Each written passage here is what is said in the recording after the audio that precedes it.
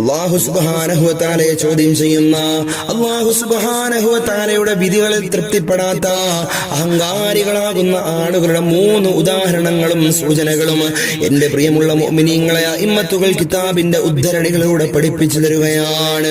ഒന്നാമതായി നമുക്ക് വായിക്കാം, ഹുബ്ബുൽ ജാഹ്,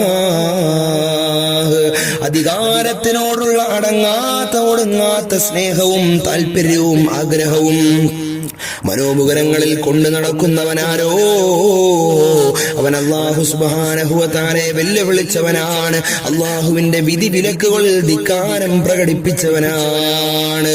ഏതെങ്കിലും ഒരു പഞ്ചായത്ത് പ്രസിഡന്റ് ആയിരിക്കുന്നവന്റെ മനോമുഖരങ്ങളിൽ പൈസയോടുള്ള, സമ്പത്തിനോടുള്ള, സമ്പാദ്യങ്ങളോടുള്ള അടങ്ങാത്ത താല്പര്യം കാരണം ഇനിയും ഒരുപാട് മേഖലകൾ എനിക്ക് കൈയാളേണ്ടതുണ്ട്, ഒരുപാട് നേതൃത്വ പദവികളിലേക്ക് എനിക്ക് കടന്നു ചെല്ലേണ്ടതെന്നുള്ള സ്വയം പൊങ്ങച്ചത്തോടുകൂടിയുള്ള അധികാരമോഹം ഒരു മനുഷ്യന്റെ മനോമുഖരങ്ങളിൽ കടന്നു വന്നാൽ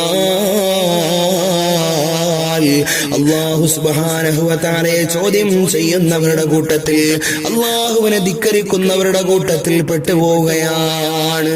പ്രിയമുള്ള മുഅ്മിനീങ്ങളെ, രണ്ടാമതായി അഇമ്മത്തുകൾ പഠിപ്പിക്കുകയാണ്, അല്ലാഹു സുബ്ഹാനഹു വ തആല ഒരു മനുഷ്യന് ഒരുപാട് അനുഗ്രഹം കൊടുക്കുകയാണ്.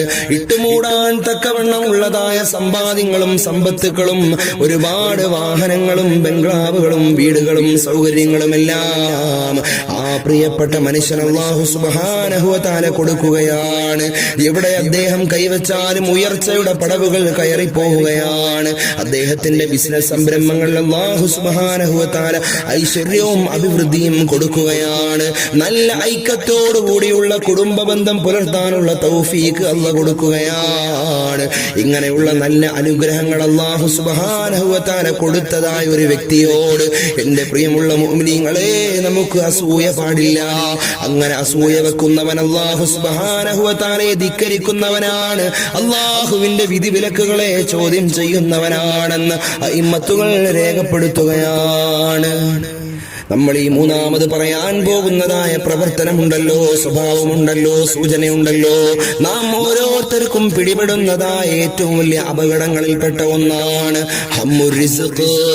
നാളെ എന്താണ്, നാളത്തെ അവസ്ഥ എന്താണെന്നറിയാത്ത രൂപത്തിലുള്ളതായ അലച്ചിലും ടെൻഷനുകളും ആവലാതിയും വേവലാതിയും മനോമുഖരങ്ങളിൽ കൊണ്ടു നടക്കുന്നവൻ അല്ലാഹുവിനെ ചോദ്യം ചെയ്യുന്നവന് തുല്യമാണ്. കാരണം റിസ്ഖ് കൊടുക്കുന്നവൻ അല്ലാഹുവാണ്, റിസ്ക് എടുത്ത് മാറ്റുന്നവനും അല്ലാഹു തന്നെയാണ്. യർസുഖു മൻ യശാഉ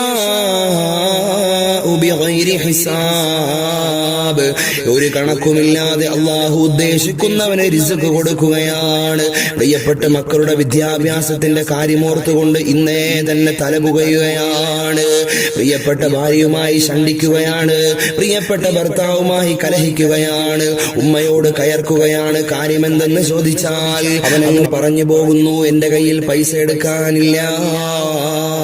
അതുകൊണ്ടുള്ള ഡിപ്രഷൻ കാരണം, ടെൻഷൻ കാരണം, ആവലാതി കാരണമാണ് ഞാൻ ദേഷ്യപ്പെട്ടതെന്ന് പറഞ്ഞു പോകുന്ന ഒരവസ്ഥ എന്റെ പ്രിയമുള്ളവരെ നമ്മുടെ എല്ലാം ജീവിതങ്ങളിൽ കടന്നു വരുന്നതാണ്.